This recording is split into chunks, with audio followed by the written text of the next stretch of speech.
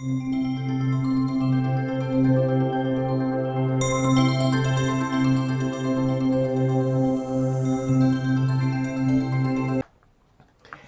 welcome to Magical Maiden's Reviews. I'm Magical Maiden, and today what I have for you is another craft. It's a pair of Gothic earrings we'll be making with some filigree. So let's get started. Okay, so today what I have, now they're filigree and they were gold, but they don't really make filigree in black.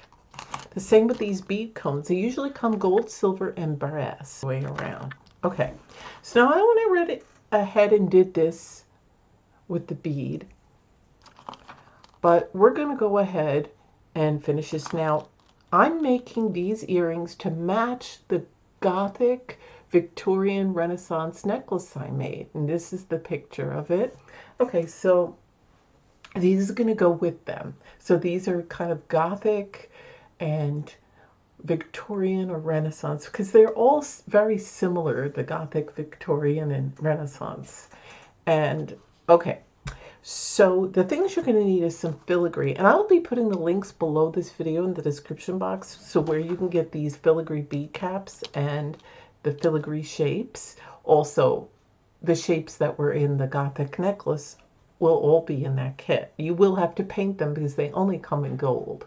So, but that's not a problem. So I'm going to show you what you do if you never used a bead cone.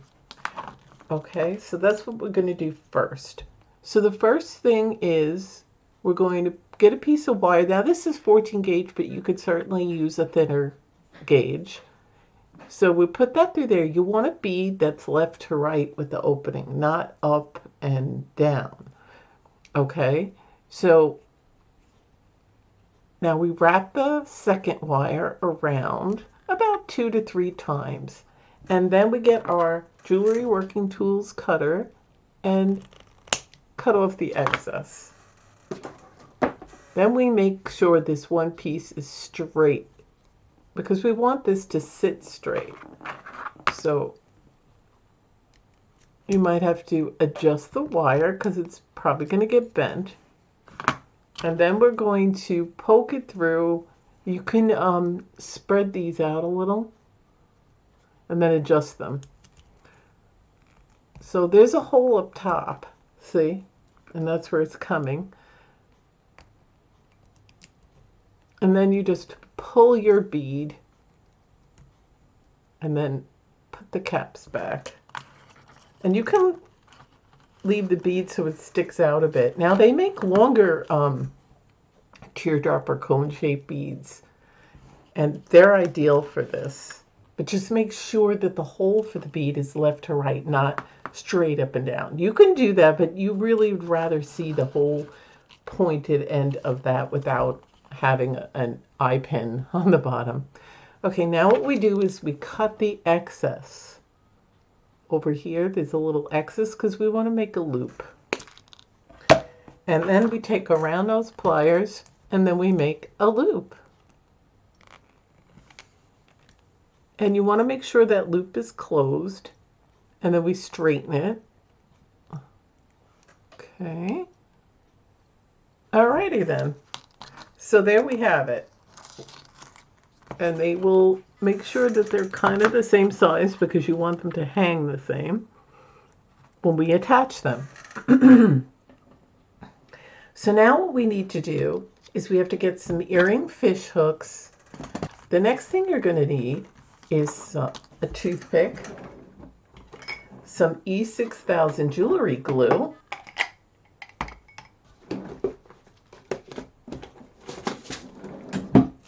some jump rings, and some earring fish hooks.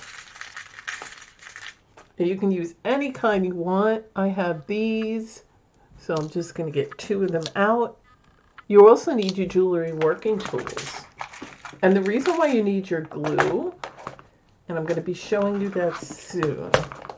So now with the jump rings, you could either use a pair of 4mm jump rings or some 6mm jump rings. So it depends on what size you want.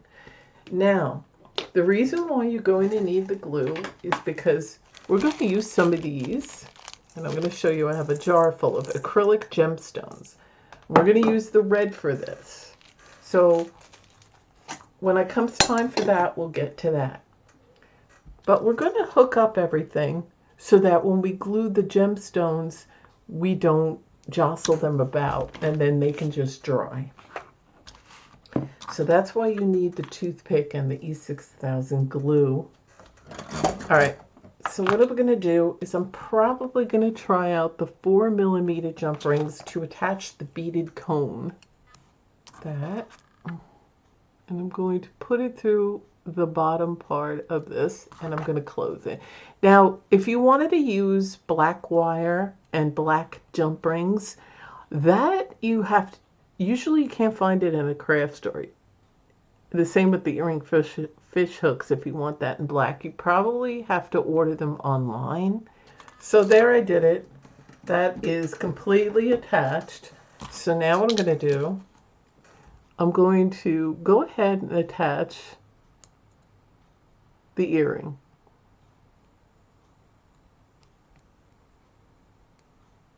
Now, if you prefer to use a jump ring and then the earring, that's fine, but this is going to work out for me just to use the earring. So I got that. Now I'm going to do the other one. Okay, so what I did with the gemstone was, I haven't glued them yet. You want to place them. So I'm going to put a big one in the middle, and then I was thinking of putting littler ones around it. Get a little bit of the E6000 glue on the bottom.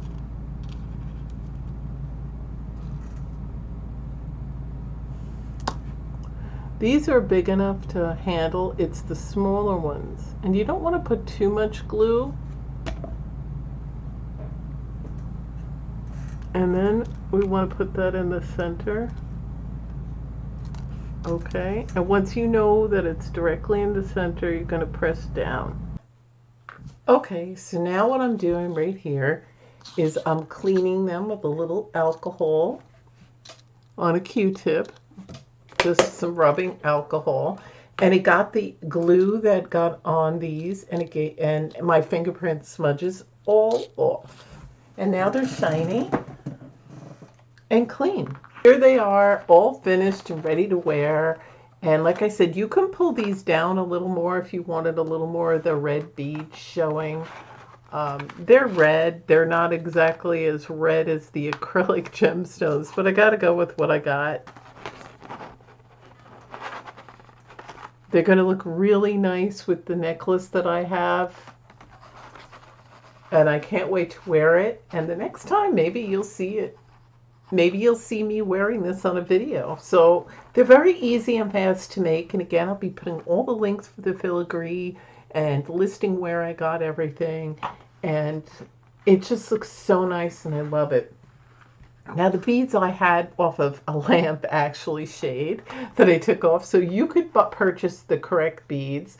Eventually I want to, if I could find the same red, I'd like to do that. But it's going to have to do for now. And there they are.